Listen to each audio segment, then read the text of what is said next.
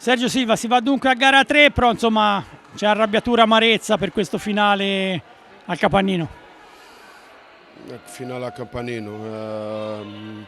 Sono fiducioso che non è stata l'ultima. Abbiamo i giocatori, la squadra, il gruppo con qualità e voglia di continuare a andare avanti, di pensare che possiamo andare a Bassano e rivincere martedì. Questo deve essere lo spirito, perché qui non siamo stati fortunati, non siamo stati forse abbiamo sbagliato qualcosa anche noi, ma come sbagliamo qualcosa noi, come sbagliano gli avversari, ci sono tante altre componenti che sbagliano.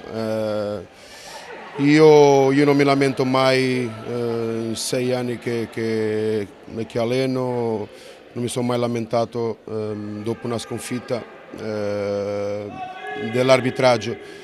Non lo farò nemmeno oggi, anche se devo dire che secondo me sono stati episodi che hanno penalizzato sia questa partita sia la prossima di martedì. Questo sì, gli arbitri possono sbagliare, ma non succede niente, noi sbagliamo, prendiamo un gol e perdiamo una partita. Magari ci si gioca un'intera stagione con decisioni che non possiamo controllare e a volte è così, ma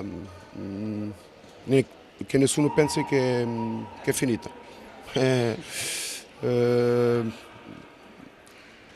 Ho un gruppo con la voglia di arrivare martedì a Bassano e dare tutto quello che abbiamo, se non di più, per andare in semifinale. Penso che per quello che abbiamo fatto anche oggi, per quello che abbiamo fatto per tanto tempo e tante partite, ce lo meritiamo e è quello che cercheremo di fare.